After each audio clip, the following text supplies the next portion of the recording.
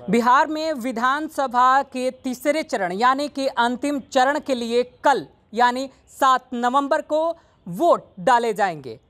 इसमें कुल मिलाकर के अगर हम कहें तो 1204 प्रत्याशियों के 4 प्रत्याशी चुनावी मैदान में हैं और इसी के साथ 110 महिलाएं भी इस अंतिम चरण में चुनावी मैदान में ताल ठोक रही हैं। सबसे बड़ी दिलचस्प बात तो यह है कि इसमें से 2,53,00,000 से ज़्यादा वोटर शामिल होने वाले हैं और कुल 15 जिलों में वोट डाले जाएंगे। सबसे पहले आखिरकार बिहार का समीकरण क्या कहता है और क्यों हमारा यह सवाल है। सवाल इसलिए है क्योंकि बिहार के मुख्यमंत्री नीतीश कुमार ने एक बड़ा ऐलान किया है कि यह चुनाव उनका आखिरी चुनाव है। समीकरण पर सबसे पहले हमारे साथ हमारे सहयोगी हैं जिन पर हम चर्चा करने की कोशिश करेंगे कि आखिरकार सीएम नीतीश के इस बयान के मायने क्या थे। हमारे साथ हमारे सीनियर जर्नलिस्ट प्रवीण बागी सर हैं, उसके बाद हमारे राजमोहन तिवारी सहयोगी हैं और फिर इधर शाहुल पांडे हैं। सबसे पहले सर हम आपके पास आएंगे। जिस प्रकार से सीएम नीतीश घोषणा करते हैं वो भी प्रचार प्रसार के अंतिम दौर में, एकदम अब समय नहीं है किसी के पास इस पर प्रतिक्रियाएं देने की भी। समीकरण क्या कहता है उनके इस ऐलान के बाद? अब उनकी जो घोषणा कल हुई चुनावी सभा में, अपने अंतिम चुनावी सभा में जो उन्होंने रिटायर होने की घोषणा की कि ये अंतिम चुनाव है, इसका मतलब ये है कि वो अपनी जीत को लेके आश्वस्त नहीं हैं और इसीलिए उन्हें भावनात्मक कार्ड खेलना पड़ा। लोगों की भावनाओं को अपने साथ जोड़ने के लिए उन्होंने ये घोषणा की कि शायद इससे कुछ सहानुभूति वोट उन्हें मिल जाए और उनकी सरकार फिर से वापस दोबारा लौट आवे। जिस प्रकार से सीएम नीतीश अचानक से इस बात को लेकर के ऐलान करते हैं, उसके बाद जदयू क्या उनके अन्य सहयोगी दल इस बात को नकार जाते हैं। क्या समीकरण बैठता नजर आ रहा है आपको? नहीं, बीजेपी के कई नेताओं ने तो स्वागत किया है कि ये अच्छा कदम है, मगर जेडीयू ने तुरंत कल ही इसका खंडन कर दिया कि उनके कहने का अर्थ दूसरा था। हालांकि नीतीश ने अपनी बात का खंडन नहीं किया है, मगर पार्टी ने ज़रूर उनकी ओर से एक स्पष्टीकरण दिया कि उन्होंने जो कहा उसका मतलब ये नहीं था कि वो राजनीति से संन्यास ले रहे हैं, यानी उसको डाइल्यूट करने की कोशिश की गई। मगर नीतीश ने जो कहा वो बिल्कुल स्पष्ट है, उसमें किसी स्पष्टीकरण की ज़रूरत नहीं है, बशर्ते कि नीतीश खुद अगर खंडन न करें इसका। नीतीश कुमार के इस बयान के आने के बाद लगातार आप राजद की खबरों को बड़ा ध्यान से आप देखते हैं, महागठबंधन की खबरों को लेकर के आपको क्या लगता है? आज दीपांकर भट्टाचार्य ने एक प्रेस कॉन्फ्रेंस भी किया है, समीकरण कितना बदलता नजर आ रहा है राजमोहन?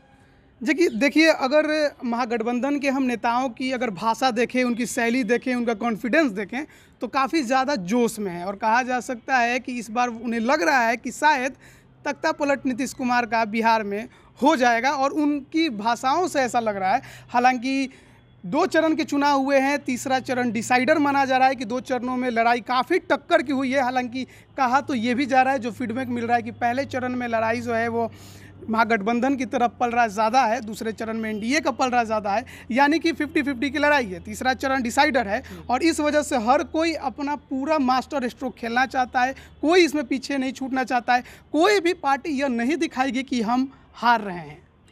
हम साहुल हम आपसे जानने की कोशिश करेंगे ताकि आप जदयू की खबरों पर ज़्यादा नज़र रखते हैं, काफ़ी बारीकी से आप देखते हैं, तो जदयू की सीधी टक्कर 23 ऐसे विधानसभा क्षेत्र हैं जहां पर सीधी टक्कर राजद के साथ ही है। आप वहां के समीकरण को मिलाकर क्या नज़र आता है आपको? देखिए, इस बार जो चुनाव है, तीसरे चरण का जो चुनाव है, मूल रूप से देखिएगा तो 3 इलाकों में हम डिवाइड कर देंगे उसको।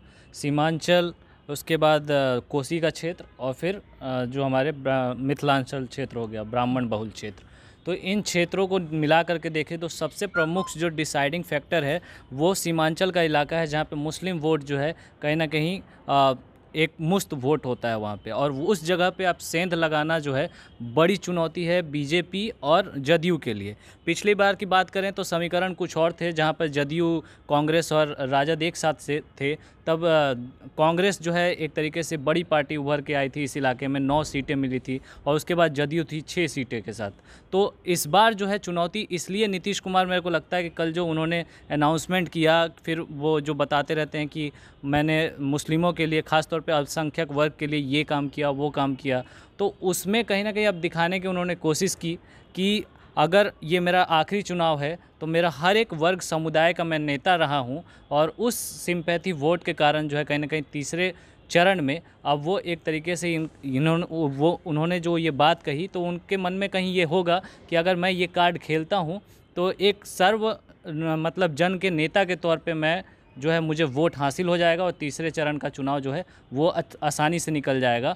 और इसलिए ऐसा लगता है, आपको बता दें कि सीमांचल की जो बात करते हैं वहाँ पे एकमुश्त वोट महागठबंधन का है, महागठबंधन का राज है। पिछली बार जदयू साथ में था तो और ज़्यादा उन्हें फ़ायदा हुआ था। अब जब नीतीश कुमार उधर से इधर आए हैं तो पूरी जिम्मेदारी एनडीए में नीतीश कुमार की है कि वो कितना प्रतिशत वोट जो है वहाँ से चुरा करके लाते हैं खास तौर पे। और ऐसे में ये मास्टर स्ट्रोक है तो कहीं ना कहीं फ़ायदा तो होगा ही। अगर सर हम साहुल की बातों को अगर हम आधार बनाएं तो आपको क्या लगता है, जिस प्रकार से माना जाता है कि आरजेडी एमवाई समीकरण पर खेलती है, इस बार भी उसने बहुत जातीय समीकरण बैठाने की कोशिश भी किया, उसमें सिंधमारी करने में नीतीश कुमार खास तौर पर सीमांचल और कोसी के एरिया में सक्षम हो पाएंगे? देखिए साहुल ने सही व्याख्या की है उसकी, और ये है कि सीमांचल जो है वो मुस्लिम बहुल क्षेत्र है, तो मुसलमान जिसके साथ जाएंगे उसके तरफ पलड़ा भारी होगा उसका। और नीतीश कुमार महागठबंधन छोड़ करके जो वापस बीजेपी के साथ लौटे तो मुसलमानों में इसको लेके नाराज़गी है, और मुस्लिम वोट कितना तोड़ पाते हैं, वो कितना अपने साथ जोड़ पाते हैं, इसी पर वहाँ एनडीए की सफलता निर्भर करती है। और बीजेपी हिंदू वोटों को पोलराइज करने की कोशिश कर रही है, जैसे विदेशी घुसपैठ का मुद्दा बीजेपी ने उस क्षेत्र में उठाया, प्रधानमंत्री ने वंदे मातरम और भारत माता की जय को लेकर के एक भावनात्मक तरीके से लोगों को जोड़ने की कोशिश की। तो ये सब हो रहा है वहाँ, और इसी पर डिपेंड करता है कि मुस्लिम वोट कितना टूटता है। सर इसमें एक और सवाल मेरे जहन में आ रहा है, अगर हम मुस्लिमों को लेकर के बात विचार कर रहे हैं तो ओवैसी की एंट्री भी और सीमांचल में एक अपना प्रचार प्रसार का दौर भी उन्होंने ज़बरदस्त दिखाया है। आपको क्या लगता है कि इन तीनों में एक्स फैक्टर क्या, अब ओवैसी को किससे फ़ायदा होगा? ओवैसी को वहाँ बहुत मान्यता नहीं है, क्योंकि महागठबंधन ने प्रचारित कर दिया है कि वो बीजेपी के एजेंट हैं और वोट काटने के लिए महागठबंधन को हराने के लिए वहाँ आए हैं। तो इसलिए पिछली विधानसभा में शायद एक सीट उनको मिली थी उस क्षेत्र से, तो कुछ इलाकों में वोट उनको मिलेंगे, मगर मुख्य मुकाबला जो है वो महागठबंधन और एनडीए के बीच ही होगा। ये छिटपुट वोट इनको मिलेगा, मगर कोई बहुत प्रभावी भूमिका में ओवैसी नहीं होंगे वहाँ।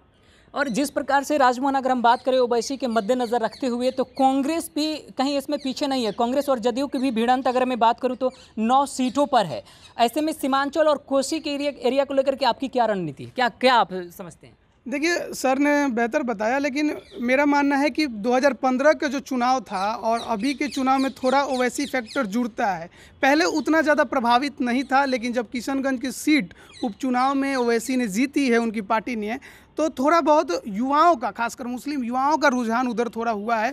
लेकिन उतना बड़ा फैक्टर नहीं होंगे, क्योंकि संगठन एआईएमआईएम का बिहार में कुछ खास नहीं है। अगर किशनगंज में भी वो जीते हैं तो एआईएमआईएम के नाम पर नहीं, बल्कि कमरुल होदा के अपने कद पर जीते हैं, क्योंकि कमरुल होदा का वहाँ पर अपना राजनीतिक जो है जमीनी स्तर के नेता रहे हैं, मुखिया बने, फिर जिला पार्षद गए, उसके बाद विधायक बने हैं। तो वो समझिए कि उनके वजह से मीम वहाँ से जीती है। तो थोड़े बहुत सीट होंगे, जैसे कोचा धामन होगा। उन्होंने जोकी हाट में भी करने की कोशिश की है, जिस तरीके से शाहनवाज को उन्होंने टिकट दिया है, तो वहाँ पे राजद वहीं महागठबंधन की सीट हासिल करने की कोशिश है। तो वहाँ पे भी जो नेता है वो वही नेता है जो अपने दम पे वहाँ से जीत के मतलब के आया था, फिर राजद से टिकट देने की बात हो रही थी। तो वही बात है कि अपना कोई संगठन तो उनका है नहीं फिलहाल। और जिस तरीके से लोजपा को देख सकते हैं कि बागियों को टिकट दे रही है, एआईएमआईएम भी जो है लगभग उसी तरीके से जो स्थानीय नेता है जो अपने दम पर कुछ कर रहे हैं, उनकी बदौलत कहीं ना कहीं बिहार की राजनीति में घुसने का उसका प्रयास है। और कितना सफल होगा ये तो चुनाव में फिर जनता बताएगी। बिल्कुल। अब इसमें थोड़ा सा और हम एक कदम ऊपर उठते हैं, जिस प्रकार से कई ऐसे नामी गिनामी सीट हैं, कई ऐसे मंत्री हैं, कदावर और नेता हैं जो इस बार थर्ड चरण का जो चुनाव होने जा रहा है, तीसरे चरण का, इसमें ताल ठोक रहे हैं। और ऐसे में हम सबसे पहले सर आपको मधुबनी लेकर चलेंगे। मधुबनी के बोनीपट्टी से पीएचईडी के एक मंत्री हैं विनोद नारायण झा, और ख़ास तौर पर भ्रष्टाचार के जो मामले उजागर हो रहे हैं, जो सीबीआई कार्रवाई कर रही है, वो नल जल योजना को लेकर के भी हो रहे हैं। ऐसे में आप उन तमाम इलाकों को लेकर कैसे देखते हैं? नहीं, ये मामला चुनाव में उठा नहीं। जो छापेमारी हुई वो इनकम टैक्स की छापेमारी थी, ठेकेदारों के यहाँ छापेमारी हुई, तो वो मामला दब गया। विपक्ष ने उसको जितना उठाना चाहिए था उतना उठाया नहीं, और इसका बहुत हमको नहीं लगता असर पड़ेगा। देखिए, चुनाव का जो मुद्दा है वो तेजस्वी ने सेट कर दिया है कि 10 लाख युवाओं को वो सरकारी नौकरी देंगे। इसी के इर्द गिर्द चुनाव हो रहा है और इसकी काट के लिए एनडीए के पास कोई बहुत ज़ोरदार मुद्दा नहीं मिल पा रहा है, कोई बहुत ज़ोरदार नारा वो नहीं दे पाए। मगर ये है कि ज़रूर वो विकास का और अपने कामों का बखान कर रहे हैं। एनडीए की ओर से किया जा रहा है कि हमने बहुत अच्छा काम किया है, सब लोगों की मदद की है, सबको बिहार को आगे बढ़ाया है, बिहार की तारीफ़ हो रही है पूरे देश में और जो बदनामी थी बिहार की वो बदनामी समाप्त हुई है। इसी को एनडीए अपनी उपलब्धि बता रहा है। और केंद्र में चूँकि एनडीए की सरकार है तो इसलिए ये भी तर्क दिया जा रहा है कि दोनों सरकारें एक ही गठबंधन की होंगी तो विकास कार्यों में तेज़ी आएगी, दोनों परस्पर सहयोग करके बिहार को आगे ले जाएंगी। ये इसी के बीच मतदाताओं को फैसला करना है। सर, क्या चुनाव के परिणाम चाहे जो भी हो, रुझान चाहे जो भी आए, लेकिन हम यह कह सकते हैं कि जिस प्रकार से फुटबॉल खेल में एक खिलाड़ी गेंद को लेकर आगे भागता है, बाद बाकी पीछे पीछे, क्या तेजस्वी ने यही किया है?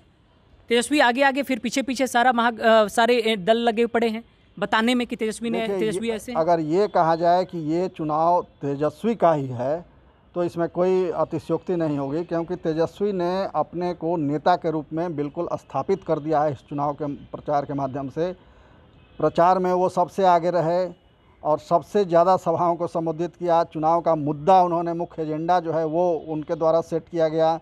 उनके भाषण में काफ़ी सुधार आया है और टू दी पॉइंट बोलते हैं।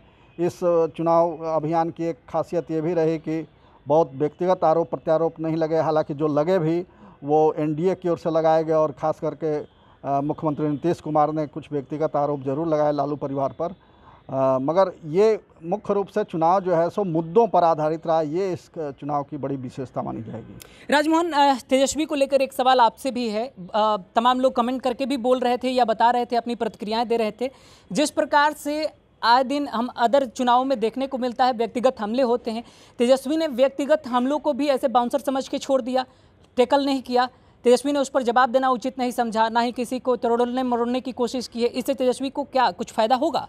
नहीं, उन्होंने ये सब करके ये दिखाया कि वो मैच्योर हो चुके हैं और राजनीति में परिपक्वता की बहुत ज़्यादा ज़रूरत होती है। आप देखिए कि उनकी भाषाओं से, उनकी बातों से आप वो समझ जाएंगे, मतलब समझिए कि पूरी बिहार की जनता और उनके समर्थक समझ चुके हैं कि वो पूरी तरह से एक नेता बन चुके हैं और उन्होंने अपने भाषणों से, अपनी योजनाओं के जो वादे हैं उनसे ये साबित किया है कि वो लड़ाई जो नीतीश कुमार विकास की करते थे वो भी उन्हीं पे लड़ेंगे। नीतीश कुमार भले जंगल राज की बात करते रहे लेकिन वो हमेशा रोजगार की ही बात करते नजर आए। तो निश्चित तौर पे इसमें कोई दो राय नहीं है कि तेजस्वी यादव ने इस बार नीतीश कुमार पर कहिए की बाजी मार ली है। तो अगर हम बिहार में तीसरे चरण के लिए अगर समीकरण पर नजर डालेंगे तो हम एक मुद्दे को कतई नहीं भूल सकते हैं कि दूसरे चरण में सबसे ज़्यादा मतदाता के रूप में महिलाएं घर से बाहर निकली हैं और वोट की हैं। तो क्या आपको लगता है साहुल कि जो महिला मतदाता हैं अगर वो निकल करके वोट करती हैं, ऐसे में उनके मुद्दे क्या हो सकते हैं? क्या बुनियादी मुद्दों को लेकर के घर से बाहर निकलना और फिर वोट करना? महिलाओं के लिए सबसे बड़ा मुद्दा तो सुरक्षा का ही है। बड़ी बात यह है क्योंकि पिछले कुछ दिनों में बिहार में जिस तरीके से क्राइम का ग्राफ बढ़ा है और ख़ास तौर पे महिलाओं के खिलाफ जो आपराधिक मामले होते हैं उनमें बढ़ोतरी दिखती है। तो ये चुनाव अब कहीं ना कहीं महिलाओं ने ये भी सोचा है कि बाहर जब तक निकल कर के हम वोट नहीं करेंगे, अपने मुद्दे नहीं दिखाएंगे, तब तक राजनीति में हमें भी हाशिए पर धकेल दिया जाएगा। और साइलेंट वोटर जब कहा दिया जाता है ना, तो वो चुपचाप वाला वोटर हो गया जो दिखता है नहीं, जिसका मुद्दा ही नहीं दिखता है। तो जितना ज़्यादा प्रतिशत वोटिंग वो करेंगे उतना ज़्यादा जो है लोगों का ध्यान उधर जाएगा और उनके मुद्दों को जो है कहीं ना कहीं तवज्जो देना शुरू करेंगी पॉलिटिकल पार्टियां। और यही कारण है कि आप पिछले चुनाव में देखें या इस चुनाव में देखें, महिलाओं की प्रतिशत जो है वो लगातार बढ़ रही है। और यही जो है कहीं ना कहीं अब महिलाएं जो है बिहार में आगे आ रही हैं, पुरुषों से ज़्यादा आगे आ रही हैं वो अपने मुद्दे दिखा रहे हैं कि हाँ ये मेरा मुद्दा है, मैं पढ़ना चाहती हूँ या फिर मैं आगे बढ़ना चाहती हूँ, या घर में ही अगर है तो बराबरी की जो बात होती है वो बराबर की जो वो रिस्पेक्ट मिलना चाहिए उसकी बात हो, तो वो चीज़ जो है अब कहीं ना कहीं महिलाएं अपने अधिकार को जो जानने लगी हैं। ये बड़ा बदलाव बिहार चुनाव में देखने को मिल रहा है। बिहार में दूसरे चरण में जिस प्रकार से महिलाओं ने बढ़ चढ़ करके हिस्सेदारी को निभाया है और 5.88% पुरुषों की अपेक्षा में ज़्यादा मतदान किया है और इस बार प्रत्याशी भी मैदान में 110 महिलाएं प्रत्याशी हैं। सर, आप कैसे देखते हैं इन पूरी महिलाओं की भागीदारी को, खास तौर पर बिहार विधानसभा चुनाव के तीसरे रण में? महिलाओं की भागीदारी निश्चित रूप से बढ़ी है बिहार की राजनीति में। खास करके जो पंचायत चुनाव में महिलाओं को आरक्षण दिया गया, नौकरियों में आरक्षण दिया गया। इसके चलते महिलाओं की भागीदारी बढ़ी है और वोटिंग रेशियो भी उनका बढ़ा है। तो इसके पीछे वजह जागरूकता तो है ही, दूसरी वजह यह है कि महिलाओं की संख्या यहाँ ज़्यादा है बिहार में। पुरुष ज़्यादातर ग्रामीण क्षेत्रों के पुरुष प्रदेश से बाहर हैं, रोजी रोजगार के चक्कर में बाहर हैं, विद्यार्थी पढ़ाई के लिए बाहर हैं, तो और घर में बच जाती हैं महिलाएं और बूढ़े लोग। तो इसलिए महिलाओं का वोटिंग रेशियो हर चरण में ज़्यादा आ रहा है और महिलाएं एक तरह से कह सकते हैं कि एनडीए के लिए तुरुप का पत्ता हैं। नीतीश कुमार के लिए महिलाएं जमकर वोटिंग करती हैं और उसकी वजह, सबसे बड़ी वजह है शराबबंदी। शराबबंदी से खास करके निचले तबके की महिलाओं को बड़ी राहत हुई है और जो उनके साथ दुर्व्यवहार होता था, उनके पति जो दुर्व्यवहार करते थे शराब के नशे में, वो बंद हो गया है। उनका आर्थिक स्तर भी सुधरा है। तो इस वजह से महिलाएं नीतीश कुमार की फ़ैन हैं और यही महिलाएं जो हैं नीतीश कुमार को इतने दिनों से सत्ता में बनाए हुए हैं और इस बार भी ज़रूर महिलाओं का वोट एनडीए को जाएगा। फायर राउंड में हम चाहेंगे कि एक एक लाइन में हम सबसे एक एक सवाल करें। हमारे पास महज 2 सवाल हैं अहम मुद्दों के साथ। प्रधानमंत्री मोदी ने जिस प्रकार से बिहार की राजनीति के लिए नीतीश कुमार को जरूरी बताया है, क्या आप सबों को लगता है कि अभी नीतीश कुमार को नहीं संन्यास लेना चाहिए या फिर इस तरीके का बयान अभी नहीं जारी करना चाहिए था? ज़रूरत है? नहीं, वो सहानुभूति वोट के लिए उन्होंने ये बयान दिया है। सहानुभूति वोट के लिए दिया है। आप क्या मानते हैं, किस प्रकार से इस बयान को देखते हैं जिस प्रकार से प्रधानमंत्री मोदी ने भी बताया है कि अभी ज़रूरत है नीतीश की? नहीं, मुझे लगता है कि प्रधानमंत्री ने बस इसी 5 साल की बात की है, उसके आगे की बात नहीं की है। हाँ ना, कि यही 5 साल उनकी ज़रूरत है और मुझे लगता है कि नीतीश कुमार को भी समझ में आ गया है कि शायद अब जनता जो है अब उनसे कुछ और ज़्यादा चाहती है जो वो अब नहीं दे पा रहे हैं और सहानुभूति वोट, जैसे सर ने कहा, बिल्कुल सही वही। जिस प्रकार से राजमोहन ने अपने तथ्यों को रखा है, बातों को रखा है, अब इसमें एक सवाल और जोड़ लेते हैं कि प्रधानमंत्री मोदी एक तरफ और दूसरी तरफ तेजस्वी यादव कहते हैं नीतीश कुमार थक चुके हैं, प्रधानमंत्री मोदी कह रहे हैं कि अभी ज़रूरत है। आपको क्या लगता है साउथ? देखिए, बिहार को तो ज़रूरत है नीतीश कुमार की, आप इसमें कोई दो राय मैं नहीं देखता हूं, क्योंकि नीतीश कुमार ने 2005 के बाद बिहार को जो बदलना शुरू किया है और उससे पहले का बिहार देखें, हम लोग छोटे थे उस समय, लेकिन हम ये भी जानते हैं कि हमारे क्या हालात थे जब बाहर से, जब मैं ख़ास तौर पे रहता था बाहर, तो बाहर से जब यहाँ आता था तो सड़कों पे गड्ढे या गड्ढों में सड़क कुछ पता नहीं था। तो वो बदलाव जो दिखता है वो नीतीश कुमार का बदलाव दिखता है। बदलाव हुआ है, वो बदलाव नीतीश कुमार ने किया है और ज़रूरत आगे भी है नीतीश कुमार की। अब आगे 5 साल के लिए कहिए, 20 साल का किसी का भी एक बढ़िया कैरियर होता है, 10 साल ऊंचाई पे और फिर 10 साल आपका ढलान होता है। तो ढलान के लिए ही सही, लेकिन नीतीश कुमार एक विज़न के तौर पे जो विज़न उन्होंने बिहार को दिया है, आप इतिहास में उसे जोड़ के रखेंगे तो वो नीतीश कुमार की ज़रूरत अभी 5 साल, तो मैं भी मानता हूँ, सहमत हूँ कि 5 साल और ज़रूरत है। चलिए, बिहार को नीतीश की ज़रूरत है या नहीं, मतदाता तो स्पष्ट कर देंगे और 10 तारीख को रुझान भी आ जाएगा। लेकिन दूसरा फायर राउंड में मेरा सवाल यह है कि आखिरकार तीसरे चरण में यानी पहले और दूसरे के आकलन में कितने प्रतिशत की वोटिंग होगी, एक अनुमानित आंकड़ा, और किसके पक्ष में ज़्यादा वोटिंग होने की संभावनाएं दिख रही हैं? वोटिंग रेशियो बढ़ेगा इस बार, दोनों राउंड से ज़्यादा होगा। दोनों राउंड से ज़्यादा होगा, बिल्कुल। और अगर हम बात करें महागठबंधन और एनडीए को लेकर के, तो कुछ आकलन है किस प्रकार के रुझान ज़्यादा आएंगे? ये महागठबंधन और ये मिला जुला होगा, दोनों के फेवर में होगा। मतलब अब भी असमंजस्य की स्थिति बनी रहेगी? हाँ, बनी रहेगी, पर मेरा मानना है कि एनडीए का पलड़ा भारी रहेगा। तीसरे चरण में एनडीए का पलड़ा भारी रहेगा? नहीं, तीसरे चरण नहीं, मैं पूरा तीनों ही चरण का बात कर रहा था। तीसरा चरण क्योंकि सीमांचल के जुड़ने से थोड़ा नुकसान ज़्यादा है एनडीए को, लेकिन तीनों चरणों का अगर 10 तारीख का अगर रिजल्ट देखें तो शायद एनडीए का पलड़ा भारी रहेगा। तीसरे चरण की अगर खास तौर पे बात करें तो 2 क्षेत्रों को ले लें, कोसी को और मिथिलांचल को। ये क्षेत्र में एनडीए का पलड़ा भारी ही है, क्योंकि कोसी के लिए कुछ योजनाएं जो आई हैं और मिथिलांचल में भी कुछ योजनाएं जो पीएम ने शुरू में लाई थी, तो चुनाव से पहले जो घोषणा हुई थी, तो उसका फ़ायदा जो है उसका एक लहर दिख रहा है। और सीमांचल में ख़ास तौर पे जहाँ पे मुस्लिम वोट है, वहाँ पे 2 तरीके से जब सेंधमारी होगी तो महागठबंधन को घाटा होना तय है। जहाँ तक मैं देखता हूँ ओवैसी कर ही रहे हैं सेंधमारी, और नीतीश कुमार ने जो मास्टर कार्ड खेला है उसका फ़ायदा उनको सिंपैथी वोट मिलेगा। जाहिर सी बात है एनडीए बढ़त के साथ निकलेगी। आप सबों का बहुत बहुत धन्यवाद हमारे साथ चर्चा में शामिल होने के लिए। हम जरा दर्शकों को यह बता देने की कोशिश कर रहे हैं, देखिए आप पहले अपने स्क्रीन पर कि कौन कितने सीटों पर इस बार तीसरे चरण में ताल ठोक रहा है। इसमें सबसे पहले अगर हम महागठबंधन की बात करें तो राजद 45 सीटों पर, कांग्रेस 25 सीटों पर, माले 6 सीटों पर और भाकपा 2 सीटों पर प्रत्याशी भाकपा के चुनावी मैदान में है।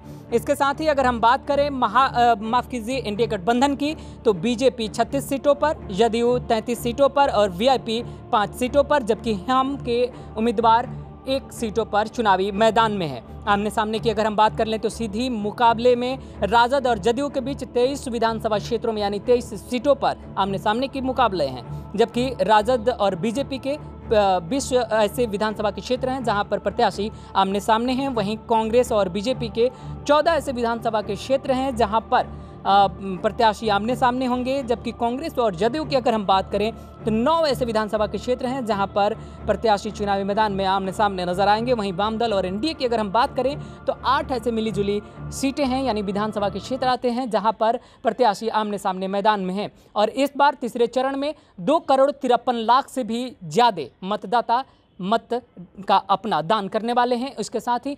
1,35,06,008 महिलाएं इसमें शामिल होंगी। देखने वाली बात है महिलाओं की भूमिका कैसी होती है और महिला किसको अपना मत का दान करती है। इस सब का खुलासा 10 नवंबर को मतगणना का रुझान आने के बाद हो जाएगा। फिलहाल इस खबर में इतना ही। आप सबों का भी बहुत बहुत धन्यवाद। अगर आपको यह वीडियो पसंद है ज़्यादा से ज़्यादा लोगों तक शेयर करिए ताकि सबको समीकरण कम से कम यह समझ में आए कि नीतीश कुमार के बयान के और प्रधानमंत्री मोदी के द्वारा दिखाए गए अपने तरफ से एक पत्र के द्वारा जो जिक्र किया गया था नीतीश कुमार को लेकर बिहार की ज़रूरत, इन तमाम मुद्दों को लेकर के दर्शक भी अब संतुष्ट हो जाए और दर्शक भी एक अपना सटीक निशाना बैठा ले कि हमें किस प्रकार का मतदान तीसरे चरण में किसको करना है। यह डिसीजन हम आप पर छोड़ते हैं। फिलहाल इस खबर में इतना ही। धन्यवाद।